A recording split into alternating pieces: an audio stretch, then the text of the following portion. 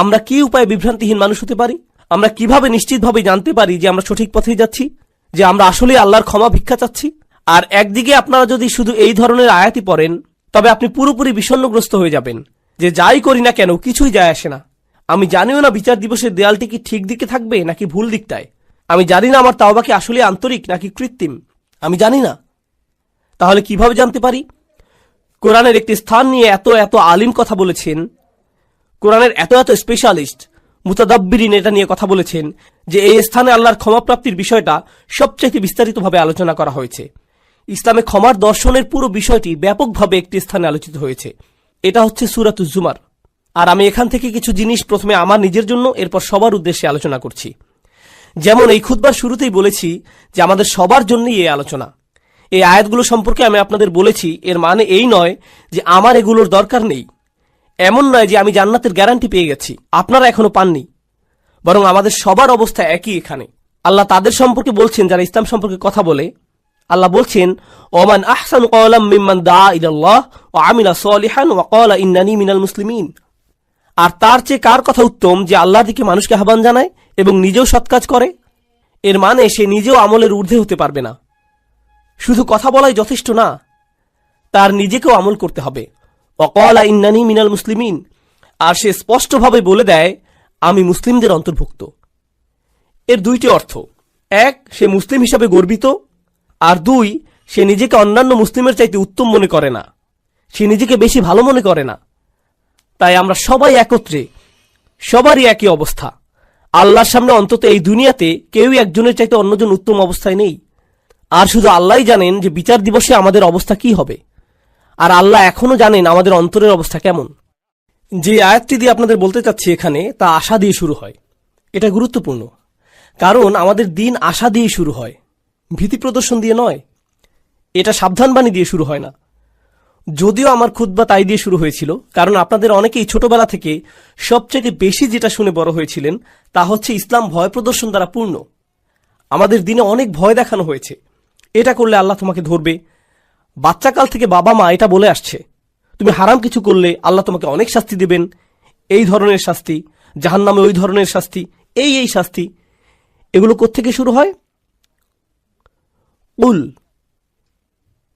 নবীজিকে বলতে বলা হচ্ছে কুল, ওদেরকে বলে দিন। এই কুলটি গুরুত্বপূর্ণ, কারণ মুসলিমদের জন্য তখন আশার বাণী তাদের রাসূলের মুখ থেকেই শোনা জরুরি ছিল সাল্লাল্লাহু আলাইহি সাল্লাম। আর এই সুন্নতের ধারাবাহিকতা রক্ষায় আমরা এই আশা কিন্তু শুধু কিতাব থেকেই পাই না, বরং যারা রাসূল সাল্লাল্লাহু আলাইহি সাল্লামের উত্তরাধিকার বহন করেন তাদের কাছ থেকেও আশা পাই। এই লিগ্যাসি বহনকারী হিসাবে আপনি আমি, আমাদের উচিত ছিল অন্যদের আশার বাণী শোনানো। এই কুল শব্দের মধ্যেই, এই কুল শব্দটির মধ্যেই এই বিষয়টা সন্নিহিত। কুল ইয়া ইবাদিয়াল্লাযীনা আসরাফু আলা আনফুসিহিম। তাদেরকে বলে দিন, আমার বান্দারা, আমার দাস, আমার বান্দা যারা নিজেদের বিরুদ্ধে চলে গিয়েছ। আরবিতে ইসরাফ মানে সীমা অতিক্রম করা, উচিতের বাইরে চলে যাওয়া। যদি আপনি বেশি খেয়ে খাবার গলা পর্যন্ত চলে এসেছে এমন অবস্থা হয়, তাহলে আপনি খাদ্য গ্রহণে ইসরাফ করেছেন, বেশি খেয়ে ফেলেছেন। যেখানে বেশি খরচ করা উচিত নয় সেখানে অতিরিক্ত খরচ করে ফেললে আপনি খরচে ইসরাফ করেছেন। প্রতিশোধ নিতে গিয়ে কারো উপরে চরের বিপরীতে যদি 10 গুণ চর দিয়ে বসেন, তাহলে আপনি প্রতিশোধ গ্রহণে ইসরাফ করলেন। ইসরাফ মানে বাড়াবাড়ি করে ফেলা। আল্লাহ বলছেন, আমার বান্দারা যারা নিজেদের বিরুদ্ধে বাড়াবাড়ি করে ফেলেছ, তারা অনেক ক্ষেত্রে যা করার তার চাইতে বেশি করে ফেলেছে। কিন্তু আল্লাহ বলেননি ইসরাফ কোন ক্ষেত্রে, সম্পদের ইসরাফ নাকি কথাবার্তার ইসরাফ নাকি গাফলতির ইসরাফ। ইসরাফটা কিসের এখানে, বাড়াবাড়ি কোথায় হয়েছে? আল্লাহ এটা নির্দিষ্ট করেননি, কারণ আমরা অনেক কিছুতেই বাড়াবাড়ি করি। আপনি অতিরিক্ত অলস হতে পারেন, আপনি বাড়াবাড়িভাবে রাগী হতে পারেন, আপনি অতিরিক্ত লোভী হতে পারেন, আপনি অনেক কিছুতেই বাড়াবাড়ি করতে পারেন, অনেক কিছুতে অতিরিক্ত করতে পারেন। আর আল্লাহ বলছেন, তোমরা যেই বাড়াবাড়ি করে ফেলেছ নিজেদের বিরুদ্ধে, এটা আরেকটা জিনিস। আল্লাহ কিন্তু বলতে পারতেন, ইয়া ইবাদিয়াল্লাযীনা আযলামু, যারা পাপ করেছো, যারা ইরতাকাবু সাইয়্যাতু, পাপ কাজ সংগ্রহ করেছো। না, বরং বললেন আসরাফু আলা আনফুসিহিম। এটা কি ইঙ্গিত দিচ্ছে? ইসরাফ হয় যখন কেউ নিজের জন্য বেশি বেশি চায়, আর নিজের জন্য বেশি চাবার কারণে আপনি ভাবছেন এটার ফলে আপনি বেশি কিছু পাবেন। আর আল্লাহ এই আয়াতের বাস্তবতা বলছেন, তিনি বললেন আসরাফু আলা আনফুসিহিম, তিনি লি আনফুসিহিম বলেননি, তিনি বলেছেন, তোমরা নিজেদের বিরুদ্ধে বাড়াবাড়ি করেছ, নিজের জন্য করনি। তুমি ভাবছিলে তুমি গিয়ে সীমা অতিক্রম করেছ, কারণ এতে তোমার জন্য কিছু থাকবে। কিন্তু বাস্তবতা হলো প্রত্যেকবার এমনটা করার সময় এটা তোমার বিরুদ্ধেই গিয়েছে। আলা আনফুসিহিম লা তাকনাতু মির রাহমাতিল্লাহ। তুমি যদি এটা মেনে নাও, আর আমিও যদি মেনে নেই যে আমরা কিছু জিনিস বাড়াবাড়ি করেছি, কিছু জিনিসের সীমা অতিক্রম করেছি, তাহলে আল্লাহ বলছেন কোনোভাবেই আশাহত হইও না। এটা হলো সিদ্দাতুল ইয়াইস আল কুনুত। সিদ্দাতুল ইয়াইস, প্রচন্ড হতাশা, খুবই বিষণ্ণতা। এখানে কি শিখতে পারছি? গুনাহ, মন্দ কাজ, এগুলো আমাদেরকে হতাশ করে দেয়। তারা এমন অনুভূতি আনে যে আল্লাহ তো আর আমাকে ক্ষমা করবেন না, আমার অবস্থা তো খুব খারাপ, তাই না? ক্ষমা চাবার অর্থটাই বা আর কি? আমি কি করছি জানেন? আমি কি কি কাজ করি সেগুলো জানেন? আপনি না জানলেই ভালো ভাই, আমি খুবই খারাপ। আর এই সময় ভাবছেন, এই সময় এসে ক্ষমা চাবার মানেটাই বাকি। আর আল্লাহ জানেন এই চিন্তাগুলো ওসব মন্দ কাজের থেকে উৎপন্ন হয়। আবার কেউ বলে, ক্ষমা চাওয়া নিয়ে আমি আর ভাবতে পারবো না। আসলে যারা ভালো মানুষ তারা তো ইস্তেগফার ইত্যাদি করে, আমি তো অনেক অনেক খারাপ কাজের মধ্যে জড়িত। তাছাড়া এসব থেকে দূরে থাকবো সেটাও না, একেবারেই আশাহীন হয়ে যাও। তাছাড়া এসব থেকে দূরে থাকবো সেটাও আপাতত হচ্ছে না। আল্লাহ বলছেন, লা তাকনাতু মির রাহমাতিল্লাহ। নিজেদেরকে আলাদা করে ফেলো না, আশাহত হয়েও না, একেবারেই আশাহীন হয়ে যেও না আল্লাহর ভালোবাসা, যত্ন আর ক্ষমা থেকে। আল্লাহ তোমাকে ভালোবাসা বন্ধ করেননি, তোমার খেয়াল রাখাও বন্ধ করেননি। এমন কখনোই না যে আল্লাহ তোমার প্রতি ক্ষমা দেখাতে আর আগ্রহী নন, এমন কিছুই না। আপনি নিজেকে বলেন, আল্লাহ মনে হয় আমাকে শাস্তি দিতেই চান। না, এটা আপনার ধারণা, আল্লাহ বলেননি, আপনি বলছেন। আল্লাহ কোরআনে কখনোই বলেন না যে আপনাকে শাস্তি দিতে চান, বরং তিনি উল্টোটাই বলেন, মা ইয়াফআলুল্লাহু বিআযাবিকুম। আপনাকে শাস্তি দিয়ে আল্লাহর কি লাভ? তিনি কেন শাস্তি দিবেন আপনাকে? হুবহু এটাই বলেছেন আল্লাহ। দেখুন, কিছুদিন আগে অসাধারণ এক হাদিস পড়েছি, এটা আমার দৃষ্টিভঙ্গি একেবারেই বদলে দিয়েছে। আপনাদেরকে এটা আগেও বলেছি যে আল্লাহ আমাদের সকলের জন্যই জান্নাতে ঘর বানিয়েছেন, প্রত্যেকটি মানুষের জন্যই, মুসলিম বলেন অমুসলিম বলেন সবাই, আমাদের প্রত্যেকের জন্যই জান্নাতে একটি বাড়ি বানানো আছে, আমাদের জন্যই অপেক্ষা করছে। একটি পরিবার অপেক্ষা করছে সেখানে। কেউ কেউ পরিবার বলতে বোঝেন যে তিনি আপনার আর আপনার পরিবারের জন্য জান্নাতের গ্যারান্টি আগেই দিয়ে রেখেছেন। শুধু কিছু মানুষ যেতেই চায় না, কিছু মানুষ জান্নাতেই যেতে চায় না, আর তাই জান্নাতে অনেক খালি বাসা পড়ে থাকবে যখন মানুষজন যাবে। আর আল্লাহ বলছেন এই ঘরগুলো উত্তরাধিকার হিসেবে মুমিনদেরকে দেয়া হবে। উলাইকা হুমুল ওয়ারিসুন, সেগুলোকে মুমিনদের জন্য উত্তরাধিকার হিসেবে দেয়া হবে, যারা নিজের পরিবার সহ জান্নাতে আনন্দ করতে চায়নি তাদের ঘর। আল্লাহ কোরআনে বলছেন, আল্লাযীনা খাসিরু আনফুসাহুম ওয়া আহলিহিম ইয়াওমাল কিয়ামাহ, যারা নিজেদের আর নিজেদের পরিবারকেও হারিয়ে ফেলেছে বিচার দিবসে। নিজের পরিবারকে কিভাবে বিচার দিবসে হারিয়ে ফেলে? কারণ পরিবার তো অপেক্ষাই করছিল, পরিবার তো জান্নাতেই ছিল, সুন্দর এক জীবন তো ছিল ওখানে। তাই আল্লাহ আযজা ওয়া জাল্লা এই আয়াতে বলছেন, ইন্নাল্লাহা ইয়াগফিরুয যুনুবা জামিআ। দয়া করে খোলা কানে এই আয়াতগুলো শুনুন। রমজানের আর যে কয়দিন বাকি আছে সেগুলোর সুযোগ নিন, নিজেদের জন্য আর আপনার পরিবারের জন্য হলেও। ইন্নাল্লাহা ইয়াগফিরুয যুনুবা জামিআ, আল্লাহ ক্ষমা করে দিবেন সমস্ত গুনাহ, সব একত্রেই। আর এটা কোরআনের একটা মিরাকল। কোরআনের সবচেয়ে বড় উপহারগুলোর একটি এই যে আল্লাহ বলেছেন জুনুব, তিনি সাইয়্যাত বলেননি। কারণ আরবিতে সাইয়্যাত হলো গুনাহ, আর জুনুব তার চাইতে ছোট। আর আল্লাহ বলছেন তিনি ছোটগুলোকেও ঢেকে রাখবেন। আসলে ছোটগুলোর নাকচ করা বড়গুলোকেও অন্তর্ভুক্ত করে ফেলে। যেমন আল্লাহ যদি বলেন আমি তোমার বড় গুনাহগুলো মাফ করে দেব, এর মানে তিনি ছোট গুনাহগুলো হয়তো বাদ দেবেন। তিনি বলছেন আমি তোমার ক্ষুদ্রতম গুনাহটিকেও ক্ষমা করব, তোমার আমলনামা এতই পরিষ্কার করে দেব যে তাতে একটুও দাগ থাকবে না, সবকিছু চলে যাবে জামিআন, সবকিছু একত্রেই। ইন্নাহু হুয়াল গফুরুর রহিম, কোনো সন্দেহ নেই তিনিই একমাত্র যিনি প্রচণ্ডভাবে ক্ষমাশীল, প্রচণ্ড ক্ষমাশীল তিনি। আর তিনি সর্বক্ষণই প্রেমময়ী, সর্বক্ষণই করুণাময়, সর্বক্ষণই যত্নশীল। এটাই ক্ষমার ব্যাপারে প্রথম বার্তা দেবার কথা ছিল। আল্লাহ সবকিছু মাফ করে দিতে প্রস্তুত, আল্লাহ আপনার সবকিছু একেবারে নতুন করে শুরু করতে প্রস্তুত। তবে সেটাই কিন্তু একমাত্র নয়। কেউ এই আয়াত পড়ে ভাবল এটাই আয়াতটির বার্তা। না না না না, দেখুন, আমের বা নির্দেশ কিন্তু এখনো চলছে। তাই পরে আয়াতটি পড়ার পদ্ধতি হলো, উল ইয়া ইবাদিয়াল্লাযীনা আসরাফু আলা আনফুসিহিম আনিবু ইলা রাব্বিকুম। এটা ঠিক এমনই, এভাবেই বোঝানো হচ্ছে।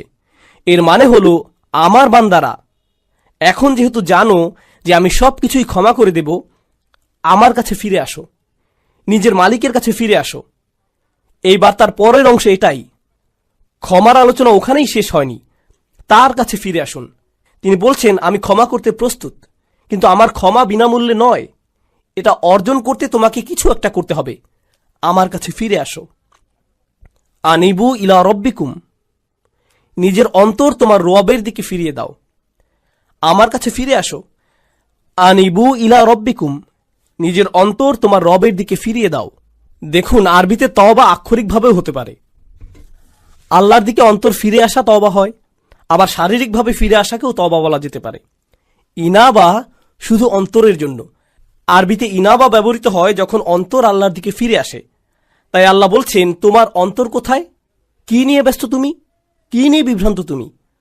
তোমার মালিকের কাছে ফিরে যাও, তিনি ক্ষমা করতে প্রস্তুত। ওয়াসলিমুলাহু, এরপর তিনি বলছেন, যেহেতু তোমার অন্তর আমাকে দিয়েছ, এখন তোমার সত্তাকেও আমার প্রতি সমর্পণ করো। ইসলামে থাকো, নিজেকে সমর্পণ করো, মান্য করতে প্রস্তুত হও। ও আসলিমুলাহু মিন ক্বাবলু আন ইয়াতিয়াকুমুল আযাব সুম্মা লা তুনসারুন, শাস্তি আসার পূর্বেই এরপর আর সাহায্যপ্রাপ্ত হবে না। এখন আল্লাহ শাস্তির কথা বলেছেন। এমন না যে আয়াতে শাস্তির কথা নেই, আছে, কিন্তু শুরু হয়েছে কি দিয়ে? শুরু হয়েছে উৎসাহ দিয়ে, যে দেখো আমি সব ক্ষমা করতে প্রস্তুত, কোনো শাস্তিই তোমাকে দেয়া হবে না। তুমি যদি চাও তবে আমার কাছে ফিরে আসো, নিজেকে আমার কাছে সমর্পণ করে দেওয়া উচিত তোমার, আর তাড়াতাড়ি করো এটা। এমন ভেবো না যে অনেক সময় হাতে আছে। এমন লোকদের অন্তর্ভুক্ত হয়েও না বিচার দিবসে যাদেরকে বলা হবে তারা বাস্তুম, ভেবেছিলে তোমাদের হাতে অনেক সময় যে দেরি করলেও হবে, তাই না? এটা যেন ফি মানাতা আখারতুম, তুমি বিলম্ব করেছিলে, অনেক সময় আছে আরো, থাকুক, বাদ দাও। এই ধরনের কথাবার্তা, এমন ধরনের লোক হবে না। আল্লাহ বলছেন শুরু করে দাও, মিন কবলি। এই মিনকে বলে মিনা তাজিল, শাস্তি আসার ঠিক আগে আগে। আমি বলছি শাস্তি হতে কিন্তু দেরি নেই, কাছেই। বিচার দিবসের কথা বললে অনেকে মনে করেন বিচার দিবস অনেক দেরি, তাই না? ইন্নাহুম ইয়ারাউনাহুম বাঈদা, তারা মনে করে ওটা হতে অনেক দেরি। অনারাহু করিবা, আল্লাহ বলছেন আমরা দেখেছি যে এটা শীঘ্রই। কিন্তু আমাদের প্রত্যেকে আমরা কখন যাব? আমরা কি ঈদের দিন আদৌ দেখতে পাবো? কে জানে? কে জানে আমরা কবে যাব? কে জানে মৃত্যুর ফেরেশতার কাছে আল্লাহ কি লিখে দিয়েছেন? আমরা পার্কিং লট পর্যন্তও কি যেতে পারবো? কে জানে? আমরা কেউ জানি না। আর আমাদের মৃত্যু হলেই মান মাতা ফাকাদ কামা কিয়ামাহু, যে চলে যায়, যেই মারা যায় তার কিয়ামত শুরু হয়ে যায়। আপনার কিয়ামতের জন্য ইয়ামুল কিয়ামা, পুনরুত্থান দিবসের জন্য অপেক্ষা করতে হবে না। এক সেকেন্ডেরই ব্যাপার এটা। আর ফেরেশতা যখন চলে আসবেন তিনি বলবেন না, ও সরি, আপনার 5টা একটা মিটিং আছে না, তাহলে পরে আসছি। এমনটা কিন্তু হবে না। যখন যাবার সময় চলে আসবে, যেতেই হবে, কোনো দেরি হবে না। তাই আল্লাহ বলছেন আর দেরি করো না, নিজের অন্তরকে আমার দিকে ফিরিয়ে আনতে আর সমর্পণ করতে বিলম্ব করো না। ওয়া আনিবু ইলা রাব্বিকুম ওয়া আসলিমু লাহু। তাছাড়া আমাদের দিনের সৌন্দর্যটা দেখুন। কেউ যদি খুতবাতে বসে বসে সিদ্ধান্ত নেয় যে সে আল্লাহর দিকে ফিরে আসবে, সে এখনো কিন্তু কিছুই করেনি। সে কিন্তু এখনো তার জীবনধারা সম্পর্কিত কিছুই বদলায়নি। সে এখনো তার আয়ের উৎস নিয়েও কিছু করেনি, কিংবা তার আচরণেও পরিবর্তন আসেনি। সে শুধু অন্তরে নিয়ত করেছে যে সে ভিন্ন মানুষ হয়ে যাবে। আর সে বের হয়ে যাবার সময়, কিংবা সে তার পরিবারের সাথে দেখা করার আগেই আল্লাহ হয়তো তার জীবন নেবার সিদ্ধান্ত নিলেন, সে ক্ষমা পেয়ে যাবে। সে তো পরিষ্কার, সে আল্লাহ দিকে ফিরে এসেছিল, এটাই যথেষ্ট। সুবহানাল্লাহ। আমি একজন লোককে চিনতাম নিউ ইয়র্কের এক মসজিদে, বেশ বড় মসজিদ, ম্যানহাটনের 96 স্ট্রিট, সেখানকার সবচেয়ে বড় মসজিদ। আর এটার সামনেই বিশাল বড় একটা অ্যাপার্টমেন্ট কমপ্লেক্স। সেখানে এক হিন্দু লোক বাস করত। মসজিদটাও সেখানে যুগ যুগ যাবৎ ছিল। সে প্রতিদিন সেই দিক দিয়ে যেত আর শুনত, কারণ তারা মাইকে আজান দিত। তো তিনি আজান শুনতেন, সবসময় সেটা শুনতে পেতেন। 96 বছর বয়স। মসজিদে এসে বললেন, আমি মুসলিম হতে প্রস্তুত। 96 বছর বয়স। শাহাদা পাঠ করলেন। 2 দিন পর মারা গেলেন। 96 বছরের শিরক, 96 বছরের গাফলাহ, এরপর তিনি আল্লাহর কাছে ফিরে এলেন, সেটাই যথেষ্ট হয়ে গেল। সব পাপ মুছে ফেলা হলো, সকল মন্দ কাজকে ভালো কাজে পরিণত করে ফেলা হলো তার জন্য। ইন্না লিল্লাহি ওয়া ইন্না ইলাইহি রাজিউন। এটাই আল্লাহর দয়া, কারো প্রতি এটাই আল্লাহর ভালোবাসা যে চলে যাবার পূর্বেই আল্লাহ তাদের ফিরে আসতে দেন। ওয়া আনিবু ইলা রাব্বিকুম। এটা শুধু অমুসলিমদের প্রতি আহ্বান নয়, আমাদের জন্যও। আমাদেরও আল্লাহর কাছে ফিরতে হবে। এমন মনে করবেন না যে আমি শুধু খুব আধুনিকতাবাদী লিবারেলদের উদ্দেশ্যে কথাগুলো বলছি। এখানকার ধার্মিকদের উদ্দেশ্যে বলছি না, হিজাব সহ বোন কিংবা দাড়িওয়ালা সেই ভাইটির উদ্দেশ্যে না, না না না, সবার উদ্দেশ্যেই বলছি। আল্লাহ কিন্তু বিচার দিবসে আমাদের চেহারা দেখবেন না, আল্লাহ দেখবেন আমাদের অন্তরে কি আছে। আমাদের দেখতে কিছু করতে বেশি ধার্মিক ধার্মিক মনে হয়, তার মানে এই নয় যে আমরা অন্যের চাইতে ভালো অবস্থানে আছি। এটা শুধু আল্লাহই ভালো জানেন। ওয়া আসলিমু লাহু মিন ক্বাবলু আন ইয়াতিয়াকুমুল আযাব সুম্মা লা তুনসারুন। অত্তাবিউ, আদেশ এখনো চলছে। তোমাদের মধ্যে যারা পাপী, অত্তাবিউ আহসানা মা উনজিলা ইলাইকুম মির রাব্বিকুম। কি যে সুন্দর! আল্লাহ বলছেন, তোমাদের যা দেয়া হয়েছে তার সর্বোত্তমটি অনুসরণ করো, তোমাদের প্রতি নাজিলকৃতর মধ্যে সর্বোত্তমটি। এর অর্থ কি হয়? এর অর্থ হলো কোরআন। এর আগেই ওহী নাজিল হয়েছিল, কিন্তু মানুষের প্রতি নাজিলকৃত সর্বোত্তমটি হলো আল্লাহর এই কিতাব।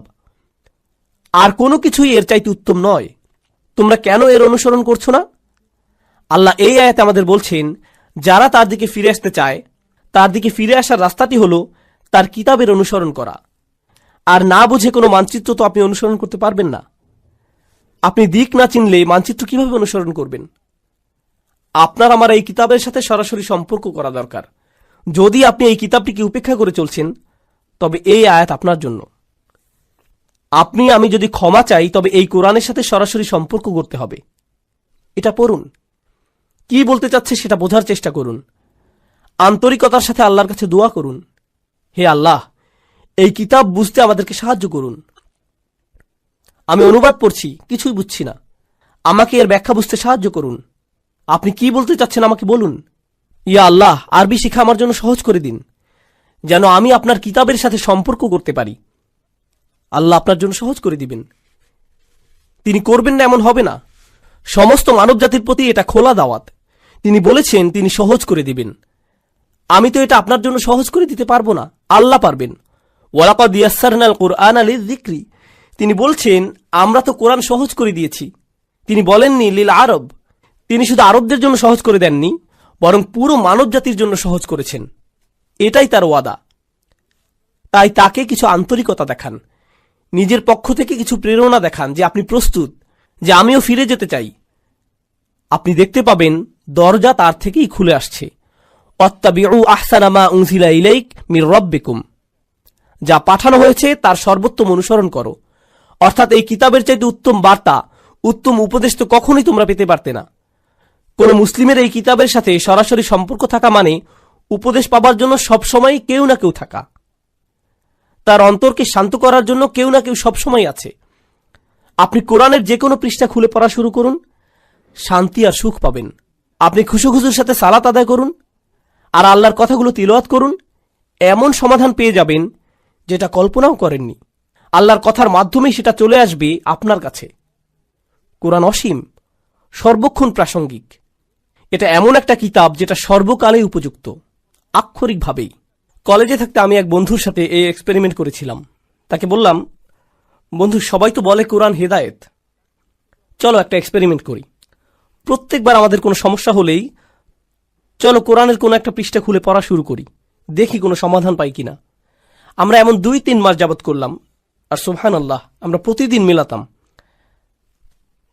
আমি এটা পেয়েছি, এই সমস্যা হয়েছিল, আর এই আয়াত পেয়েছি, আর আমি এটা খুঁজছিলামও না, শুধু কোরআন পড়ছিলাম, আর সেটা চলে এলো। এটাই আমার জন্য আল্লাহর সমাধান। দেখলেন, আমার জন্য আল্লাহর উপদেশ এটা। সুবহানাল্লাহ, কি অসাধারণ ব্যাপার! এমনই তো হবার কথা ছিল। আমাদেরকে দেয়ার এর চাইতে উত্তম আর সুন্দর জিনিস আর কি হতে পারে, তাই না? এরপর আল্লাহ বলছেন, অত্তাবিউ আহসানা মা উনজিলা ইলাইক মির রাব্বিকুম মিন ক্বাবলি আন ইয়াতিয়াকুমুল আযাবু বাগতাতান ওয়া আনতুম লা তাশউরুন। শাস্তি তোমার উপর আসার আগেই, হঠাৎ করে, তুমি কিছু বোঝার আগেই। অন্য কথায়, যারা আল্লাহর কথাগুলো জানে এরপরেও আল্লাহর দিকে ফিরে আসার চিন্তা করে না, তাদের শাস্তি তো আসবেই। কারণ আল্লাহ তো তাদের রাস্তা দেখিয়েছেন, দেখো আমি তোমাদেরকে ক্ষমা করতে চাই, এই যে নাও কিতাব, নাও এটা। আপনি যদি না নেন তবে আল্লাহকে এরপর দোষ দিতে পারবেন না। তাই পরের আয়াতগুলো হলো যাদের ক্ষমা নিয়ে ভুল ধারণা আছে তাদের সম্পর্কে। এটাই হলো ক্ষমার আসল বুঝ, এই রাস্তাতেই আপনার যাবার কথা। আল্লাহ ক্ষমা করতে প্রস্তুত আছেন যদি আপনি পিছনে ফিরে আপনার বাড়াবাড়ির জীবন, গুনাহের জীবন ছেড়ে চলে আসতে চান তার কাছে। আর যদি ওহির মধ্যে সর্বোত্তম ওহির অনুসরণ করতে চান, যদি তা করতে চান, তাহলে ক্ষমার দরজা খোলা আছে। তবে আপনি আশায় পরিপূর্ণ থাকবার কথা। আল্লাহ আমাদের সবাইকে ক্ষমার যোগ্য বানিয়ে দিন। এরপর অন্যদিকে যখন হঠাৎ করে শাস্তি চলে আসে, আচ্ছা দেখুন, এগুলো সবকিছুই কিন্তু বহু বচনে ছিল, আয়াতটি ছিল বহু বচনে। এর মানে কি জানেন? যে পুরো সমাজকে বলা হচ্ছে যেন ঠিক হয়ে যায় যে আমাদের একে অন্যকে আল্লাহর নিকটবর্তী হবার ব্যাপারে উৎসাহ দেবার কথা, আমাদের একে অপরকে পেছনে ফেলে আসার কথা না। কিন্তু একটি দিন আসছে, যখন সেই দিন আসবে কোনো সমাজ তখন থাকবে না। আমরা সবাই সেদিন একা হব, সবাই বলবো নাফসি নাফসি, আমি নিজে আমি নিজে। সেদিন কোনো একত্রিত পরিবার থাকবে না। দেখুন, আমরা পরিবার সহ বেড়াতে যাই, সবাই মিলে একত্রে গাড়িতে উঠি, সবাই একসাথে যাই, কিন্তু সেই সফরে সবাই একাই ভ্রমণ করবে, আপনি আপনার পরিবারের সাথে থাকবেন না। এমনটা আর হবে না। আর সেই দিনে এখন আয়াতগুলো সব এক বচনে। তাই সে বলছে, আন তাকুলা নাফসুন ইয়া হাসরাতা আলা মা ফাররাতা ফি জামবিল্লাহ ওয়া ইন কুনতু লামিনাস সাখিরিন। এই আয়াতগুলো এতটাই প্রাসঙ্গিক, আল্লাহে আমি অনেক ইমেইল পাই যাদের এমন কোনো সমস্যা, আমি তো অবাক। ১,৫০০ বছর পরেও সমস্যাগুলো বদলে যায়নি। সেদিন এমন লোকও থাকবে যারা বলবে, হে আল্লাহ, ইয়া হাসরাতা, শেষের আটি ইয়াতেও রূপান্তরিত হতে পারল না, কারণ ইয়া মুস্কি হাসির কাছাকাছি। লোকটি তার কারাহা, তার হুজুনের জন্য ইয়া উচ্চারণ করতে পারছে না। হায় হায়, কি অনুশোচনা আমার, এ কি করে ফেললাম আমি। এমনটাই সে বলছে, ইয়া হাসরাতা আলা মা ফাররাতু ফি জামবিল্লাহ, যে আমার থেকে যা আশা করা হয়েছিল তার চাইতে অনেক কম করে ফেলেছি। আল্লাহর উপস্থিতিতেই, আল্লাহর সান্নিধ্যেই। আপনাদেরকে বুঝিয়ে বলার চেষ্টা করছি এখানে কি বলছে। আল্লাহ শুরুতে বলেছিলেন, তোমরা শুধু বাড়াবাড়ি করো, তোমরা সীমা অতিক্রম করো শুধু, আর শুধুমাত্র সেসব জিনিসই তোমরা ছাড়াছাড়ি করো যেগুলো আল্লাহ চান যে তোমরা করো। এটাকে বলে তাফরিদ, প্রত্যাশা থেকে কম করা। আর ওই লোকটি, আয় হায়, আমি প্রত্যাশা থেকে কম করে ফেলেছি, ঠিক আল্লাহর সংস্রবে থেকেই। আর আল্লাহর সংস্রব মানে কি? ফি জামবিল্লাহ। কুরআন বলছে ওয়াসাহিবিহি বিল জাম্ব, যে আপনার পাশেই বসে আছে। জাম্ব মানে আল্লাহর ঠিক সাথেই। আপনি মসজিদের কাছেই থাকতেন, আপনি মুসলিমদের পাশেই বসে আল্লাহর কিতাব থেকে উপদেশ শুনতেন, আপনি কোরআনের তেলাওয়াতও শুনতে পেতেন, আপনার পরিবারের লোকেরা আপনাকে নসিহত দেওয়ার চেষ্টা করত, আর সবাই আপনাকে এভাবে আল্লাহর সংস্রব দিত। আল্লাহর সংস্রব মানে প্রথমত আল্লাহ নিজেই নিকটবর্তী, ফাইন্নী করিব। দ্বিতীয়ত যারা আপনাকে আল্লাহ স্মরণ করিয়ে দিত তাদেরকে দূরে ঠেলে দিতেন। আরে যা করছি যাও তো, আরে যা করছি করতে দাও তো, আমি কি করব তোমাকে বলতে হবে না, উপদেশ দেওয়া বন্ধ করো, আমার দরকার নেই উপদেশের, আমি ঠিক আছি, ভালোই আছি, আমার বাণী শোনার দরকার নেই এখন। লোকটি বলছে, হায় হায়, কি করলাম আমি কিভাবে শৈথল্য করলাম, আমি সহজেই উঠতে যেতে পারতাম। এরপর সে কারণ দর্শাচ্ছে। তরুণ ভাইয়েরা, দয়া করে শুনুন, সে কারণ দিচ্ছে কেন সে শৈথিল্যতা করেছিল।